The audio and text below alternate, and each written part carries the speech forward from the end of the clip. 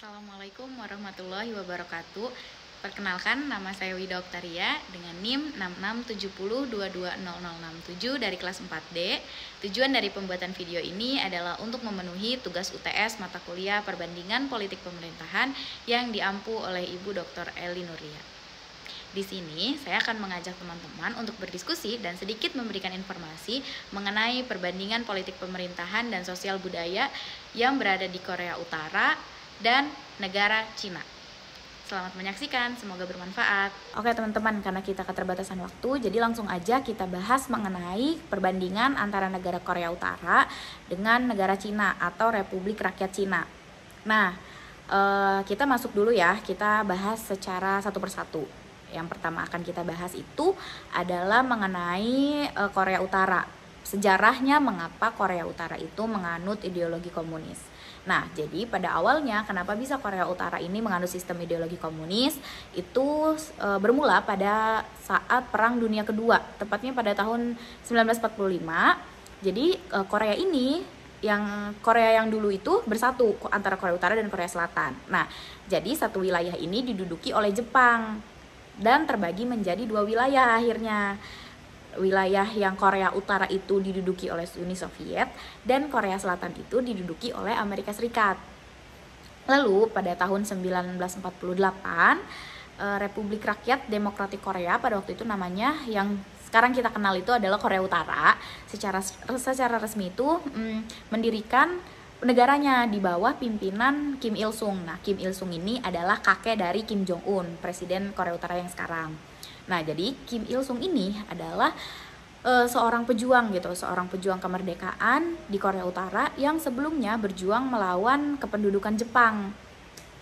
Akhirnya Uni Soviet ini memberikan dukungan secara politik, ekonomi, dan militer yang signifikan kepada Korea Utara pada saat awal-awal pembentukan negara tersebut. Nah, akhirnya pemerintah Uni Soviet ini selain memberikan bantuan-bantuan tersebut juga membantu untuk membangun institusi pemerintahan itu sendiri di Korea Utara. Selain membangun institusi pemerintah, Uni Soviet juga membantu membangun militer atau mencetuskan militer di Korea Utara itu sendiri, serta memberikan bantuan ekonomi dan pelatihan gitu untuk para pemimpin komunis di Korea Utara itu sendiri. Nah, lalu Kim Il Sung ini memegang kekuasaannya itu secara absolut gitu ya. Jadi di Korea Utara ini dia memimpin dari awal kemerdekaan atau dari awal terbentuknya Korea Utara dari 1948 sampai ke 1994. Pada saat tahun kematiannya ya, 94 itu. Jadi dia ini mendirikan secara tidak langsung itu seperti pemimpin keluarga lah gitu. Nah, pemimpin keluarga ini berlanjut dari Kim Il Sung lalu ke Kim Jong Il dan kemudian Kim Jong Un. Nah, Kim Jong Un itu adalah cucunya. Jadi di bawah kepemimpinan Kim Il Sung, Korea Utara ini mengadopsi model ekonomi dan politik komunis. Pemerintah ini mengambil alih sektor ekonomi dan sektor ekonomi nasional gitu, secara nasional. Dalam ideologi komunis di Korea Utara itu sendiri, kepemimpinan keluarga mereka ini memiliki peran yang sangat penting gitu ya. Jadi Kim Il Sung ini sebagai pendiri negara, dia itu mendirikan rezim yang berpusat di keluarganya itu sendiri. Lalu Kim Jong Il itu anaknya, putranya dari Kim Il Sung itu menggantikan beliau sebagai pemimpin negara. Nah, kemudian itu digantikan lagi oleh cucunya atau putranya tadi. Putranya dari Kim Il Sung itu bernama Kim Jong Un.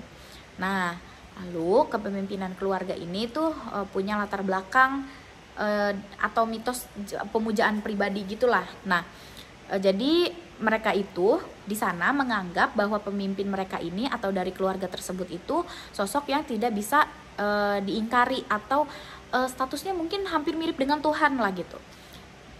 Begitu. Nah, lalu selanjutnya itu ada proses pembangunan sosialis yang dimana kampanye pertanian dan industrialisasi berat itu diluncurkan untuk mencapai kemandirian ekonomi di negara tersebut gitu kan. Jadi mereka itu adalah negara agraria. Nah, jadi Korea Utara ini menggambarkan dirinya itu sebagai negara yang sosialis. Jadi negara sosialis ini negara yang mengupayakan masyarakat tanpa kelas gitu. Jadi semua sama rata. Prinsip sosialis dalam ideologi komunis di Korea Utara ini itu mencakup kepemilikan sumber daya gitu, sumber daya dan baik sumber daya manusia maupun sumber daya alam dan produksi di sana. Jadi tujuannya itu menghapus eksploitasi manusia oleh manusia lainnya dan mendistribusikan seluruh sumber daya secara adil ke masyarakat. Nah, pemerintah Korea Utara itu mengeklaim bahwa mereka itu sedang dalam proses membangun masyarakat yang sosialis, ini menuju masyarakat yang komunis, masyarakat komunis yang ideal gitu.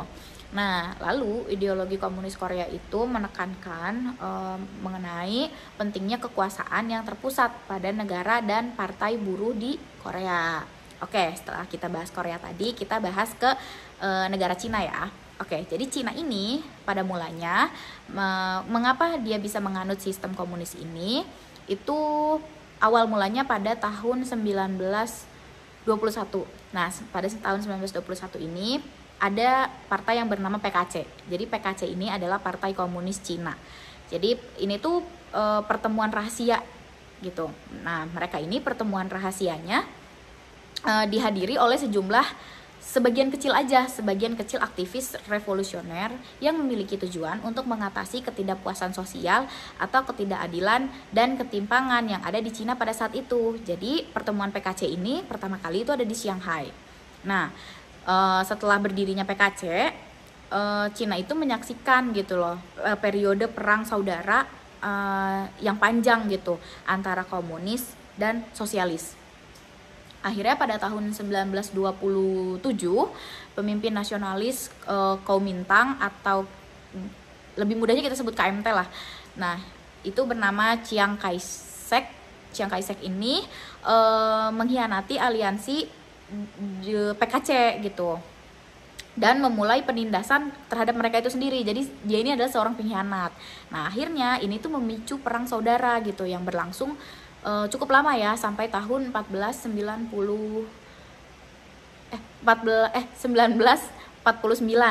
Nah, selama perang saudara ini PKC itu di bawah kepemimpinannya Mao Zedong. Nah, jadi Mao Zedong ini melancarkan kampanye yang dikenal sebagai Pawai Panjang. Jadi itu Pawai Panjang itu dari tahun 1934 sampai ke 1935 selama 1 tahun.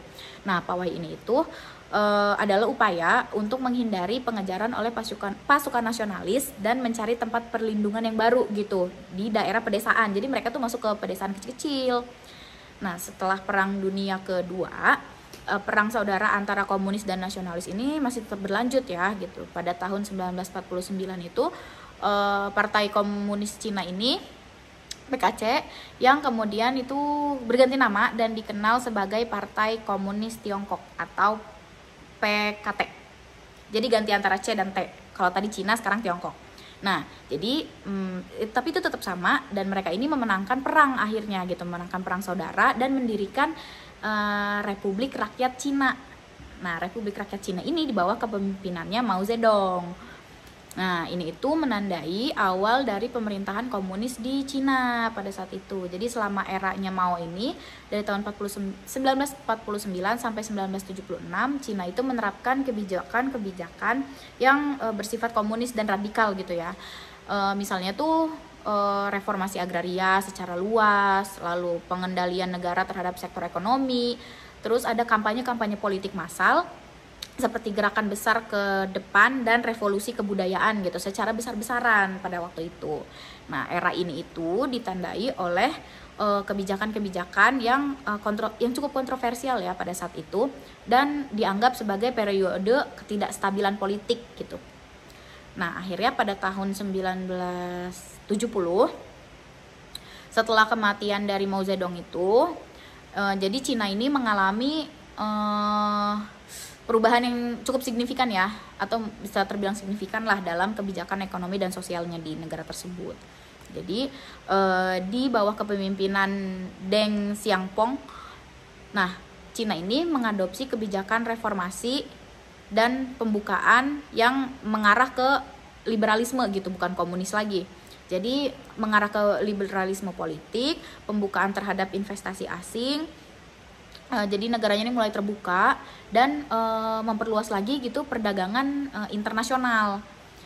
Nah, tapi tetap menjadi negara dengan sistem politik yang berbasis komunis gitu. Lalu Cina ini juga mengalami pertumbuhan ekonomi yang cukup cepat dan signifikan ya gitu. Sejak saat itu jadi ditandainya dengan Cina mengalami transformasi ekonomi yang benar-benar cepat banget gitu, dan menjadi kekuatan ekonomi serta politik global yang lebih maju lagi dari negara-negara lain.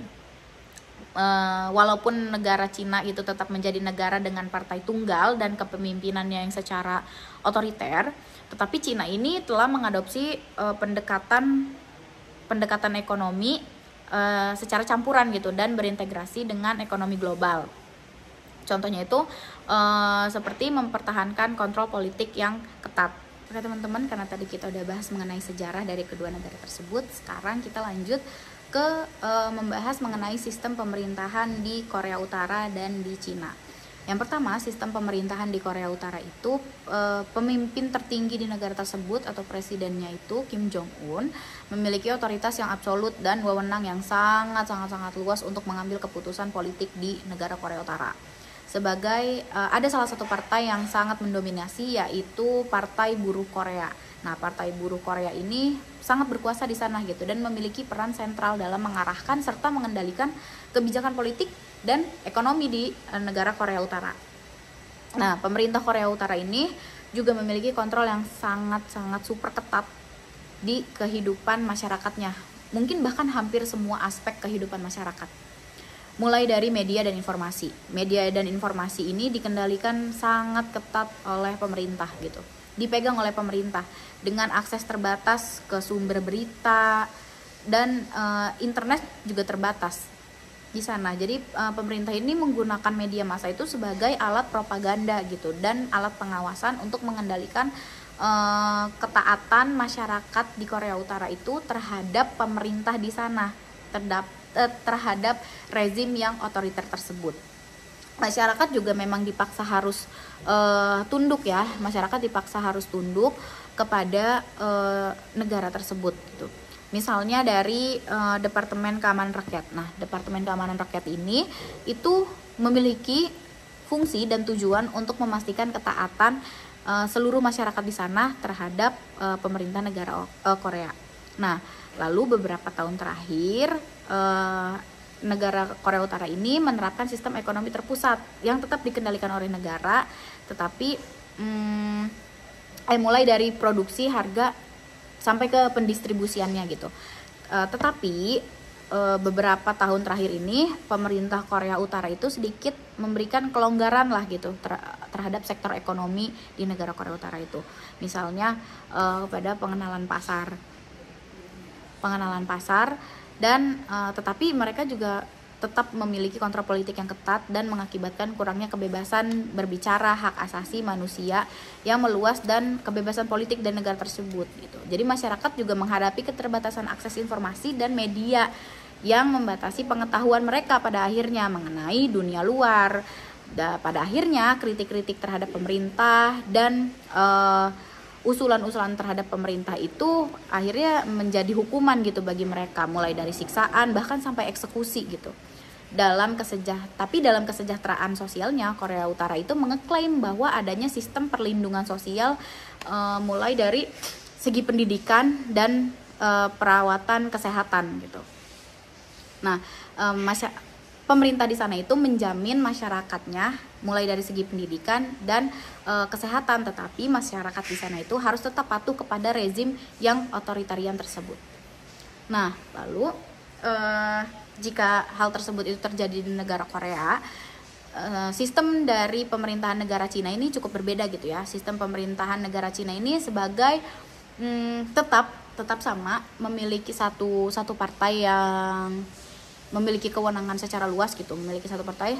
Itu namanya adalah yang sudah kita singgung tadi di menit sebelumnya, itu ada namanya Partai Komunis Tiongkok, dari Partai Komunis Cina tadi, dari PKC jadi PKT.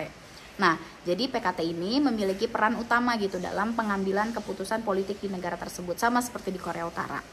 Nah, kepala negara Cina adalah presiden, jadi presiden ini juga menjabat sebagai ketua partai tersebut, ketua partai PKT. Nah, presiden itu sendiri dipilih oleh Majelis Nasional Rakyat.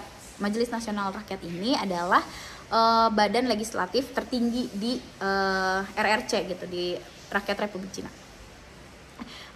Republik Rakyat Cina. Lalu Cina ini terbagi menjadi 23 provinsi. Nah, 23 provinsi ini 5 wilayahnya otonom, 4 munisipalitasnya langsung, dan 2 wilayah administrasi atau administratif khusus. Khususnya itu wilayah Hong Kong dan Makau. Nah, di setiap tingkatan administratif itu terdapat ada badan-badan pemerintahan yang dipimpin oleh seorang kepala pemerintahan dan sebuah komite dari partai yang memiliki tanggung jawab atas pengambilan keputusan penting gitu. Nah, struktur dari kepemimpinan ini itu memastikan bahwa PKT itu, Partai Komunis Tiongkok ini, memiliki kendali yang kuat dan terpusat di seluruh tingkatan pemerintahan, mulai dari pemerintahan bawah sampai ke pemerintahan yang atas atau pemerintah nasional. Jadi PKT itu secara rutin mengadakan pertemuan penting, misalnya itu Kongres Nasional PKT yang diadakannya itu setiap 5 tahun sekali. Lalu jadi pertemuan ini tuh membahas dan menetapkan kebijakan-kebijakan penting yang akan diimplementasikan oleh pemerintah untuk rakyat mereka. Oke, sekarang kita membahas ke sistem politik pemerintahan yang ada di sana. Nah, Korea Utara itu sistem politik yang diterapkan di sana itu yang paling terkenal adalah Juche. Atau Juche ini kalau diterjemahkan itu menjadi kemandirian atau konsep diri sendiri. Jadi mereka itu memiliki konsep tersendiri untuk negaranya.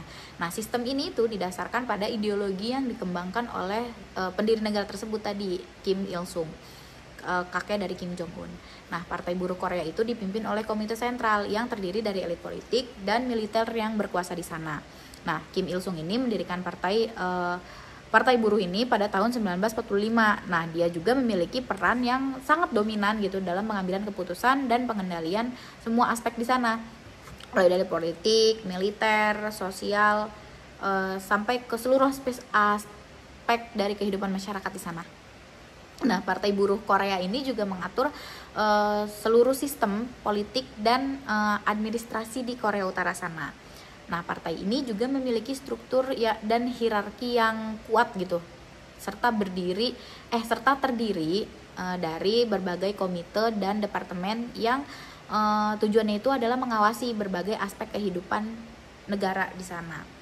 Partai Buruh Korea juga punya organisasi pemuda, namanya itu adalah Uni Pemuda Demokratik Sosialis Korea, yang dimana mereka ini memiliki tujuan untuk membentuk generasi muda yang setia terhadap partai dan negara mereka, khususnya itu terhadap ideologi Juche itu. Nah, selain Partai Buruh Korea Utara juga sebenarnya punya lembaga legislatif yang bernama Majelis Rakyat Tertinggi atau MRT. Nah, MRT ini walaupun secara de jure gitu adalah badan legislatif, tapi tetap saja keputusan-keputusan penting mereka ini biasanya diambil oleh pimpinan dari Partai Buruh Korea yang secara lain dan secara langsung itu adalah si presidennya itu sendiri. Nah, Majelis Rakyat Tertinggi ini lebih sering berfungsi sebagai forum pengesahan keputusan yang memang sudah dibuat sebelumnya gitu, yang memang sudah diketahui oleh presiden. Nah, seluruh sistem politik di Korea Utara ini didasarkan pada kebijakan Juche itu yang menekankan kemandirian nasional, pemikiran yang independen, serta penolakan terhadap pengaruh global atau pengaruh asing. Nah, Juche itu sendiri juga menekankan konsep kepemimpinan yang kuat dan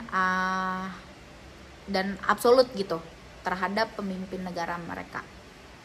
Lalu Kalau tadi itu membahas mengenai sistem politik yang ada di negara Korea Utara, sekarang kita ke sistem politik negara di Cina. Nah, sistem politik di Cina itu digambarkan sebagai sebuah negara dengan sistem politik yang satu partai gitu, mirip-mirip dengan Korea Utara. Namanya itu adalah PKT. Nah, PKT itu yang tadi sudah saya singgung, nama awalnya adalah PKC atau Partai Komunis Cina. Sekarang berganti nama jadi Partai Komunis Tiongkok, yang memiliki peran tetap saja gitu, perannya tetap dominan. Jadi PKT ini adalah partai politik yang sangat-sangat mendominasi di Cina dan merupakan satu-satunya partai yang diizinkan secara konstitusional di negara tersebut. Nah, PKT itu memiliki struktur dan hierarki yang sangat kuat dengan tingkat keanggotaan yang jumlahnya itu jutaan di seluruh negara.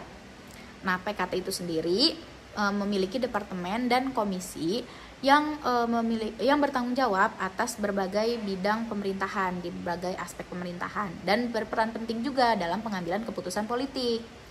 Karena PKT ini adalah partai yang mendominasi, jadi PKT ini memiliki peran dalam pengambilan keputusan politik di Cina.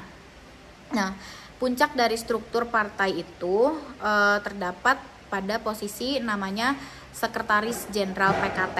Nah, jadi Sekretaris Jenderal PKT ini adalah jabatan yang paling berkuasa di partai tersebut. Sekretaris Jenderal PKT juga menjabat sebagai Presiden negara, mirip-mirip konsepnya dengan Korea Utara. Tapi PKT ini membentuk badan pengambil keputusan tertinggi di partainya. Nah, namanya itu adalah Komite Tetap Politbiro. Nah, Komite Tetap Politbiro ini adalah kelompok kecil gitu. Kelompok kecil dari keseluruhan anggota partai tersebut yang memang usianya atau memang sudah senior dan berhak mengambil keputusan penting. Misalnya itu pada Kongres Nasional PKT. Nah, Kongres Nasional PKT ini adalah pertemuan politik tertinggi partai yang diadakan biasanya setiap 5 tahun sekali. Nah, kongres ini itu bertindak atau sebagai forum yang membahas dan menetapkan kebijakan-kebijakan yang akan dikeluarkan oleh partai, dan juga Kongres Nasional PKT juga memiliki anggota Politbiro ini. Nah, Politbiro ini itu komite tetap dari keanggotaan partai PKT.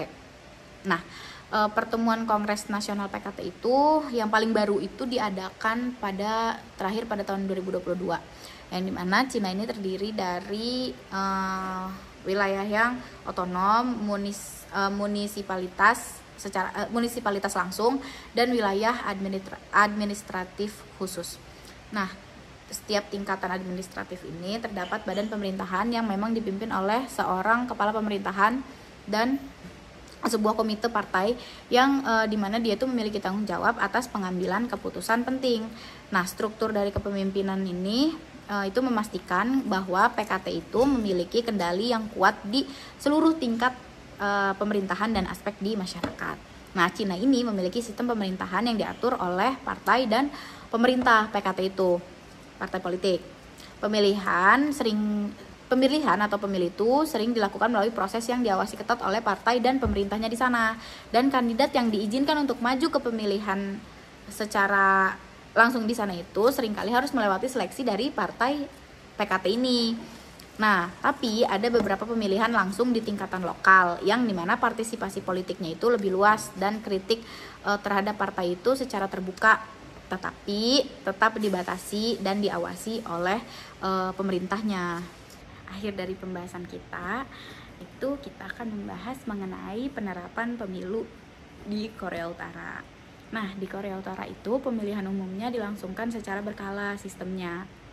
Tapi sistem pemilihan tersebut itu tetap terbatas dan tetap diatur oleh Partai Buruh Korea. Nah, kandidat-kandidat yang disetujui oleh Partai Buruh Korea itu boleh maju di sana, tetapi tetap memiliki tanggung jawab ke Partai Buruh Korea dan tetap memiliki dominasi yang secara mutlak.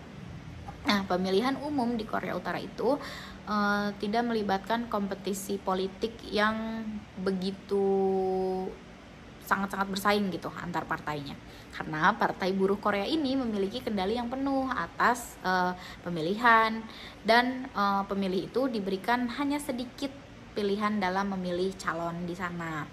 Nah, Partai Buruh Korea itu secara eksklusif ya gitu menentukan daftar calon yang dapat dipilih oleh pemilihnya. Nah, pemilih ini hanya dapat memilih atau menolak calon yang telah ditunjuk oleh Partai Buruh.